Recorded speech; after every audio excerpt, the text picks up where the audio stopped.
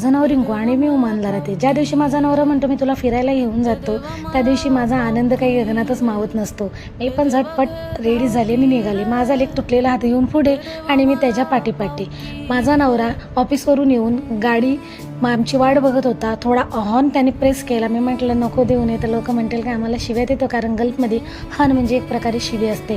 दरवाजा उघडून बघितला तर हा लगे राहू मुन्नाबाईच होता. मी म्हटलं अरे फोन ठेव, तो तर काम असेल तर सगळं होईल. मी मग काहीच म्हटलेलं आहे, तोंडाला कुलूप लावलं आणि पुढे गेलो. लेकाला भूक लागली, कारण ह्या शॉपमधून ज्यूसने चिप्स घेतल्याशिवाय तो काय बाहेर पडत नाही. आणि मग आम्ही नागोबाला हाय केलं, कारण नागपंचमी गेल्याच्या नंतरच आमच्या इथं पांढरा नागोबा आला होता.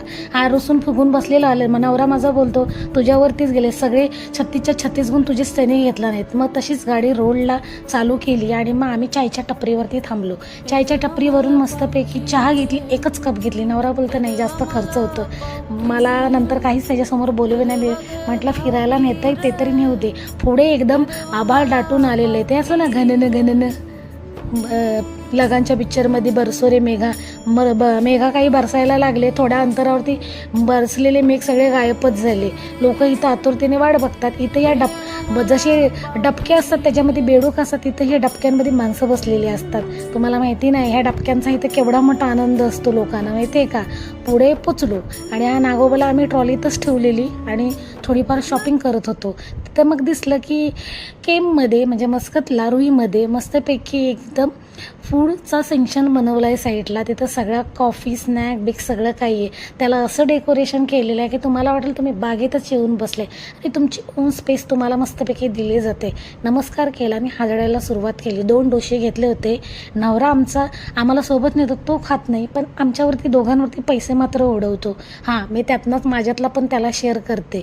हे तुम्हाला दाखवतो म्हणजे तुम्हाला कळेल. तुम्ही तुमची गर्लफ्रेंड असेल तर इथं तिला लपून छपून घेऊन येऊ शकता कॉफी पाजायला, बरं का. नंतर मग इथे मी फुलं बघितली, कारण इथेच असतात. मी म्हटलं ना तुम्हाला आमच्या निजवाला काही भेटतच नाही. नंतर हे बियाणे होते, तुम्हाला गर्दी दिसते, हे कांद्यांवरती सगळी झपडाझपडी चाललेली. मी नवऱ्याला म्हटलं तू पण जाणी ते झपटून घेऊन ये कांदे.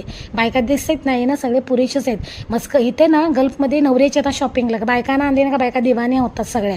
आणि इथं फ्रोझनच्या वस्तू बघितला, कारण मुलाला स्नॅकमध्ये कधी ना संध्याकाळी किंवा शाळेच्या टिफिनला लवकर उठलो तर मग द्यावे लागतात. इथं निघालो परत घरी यायला तर खूप गर्दी होती. पुढे ॲक्सिडेंट झालेला, 3 गाड्यांनी एकामेकाला ठोकलेली.